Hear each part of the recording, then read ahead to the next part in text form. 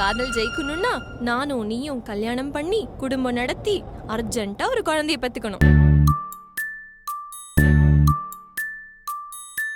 10 மாசத்துல ஒரே பிரசவத்துல 2 குழந்தைய பெத்து உன் கையில கொடுக்க போறேன். எது எப்படியோ நான் அம்மா ஆகணும். நீ அம்மானு கூப்பிடுற வரைக்கும் உன்னை பெத்தவ கொஞ்சம் பொறுமையா இருந்திருக்கணும். ஆமா, நான் தான் சொன்னேன். அது உண்மையான பொய்.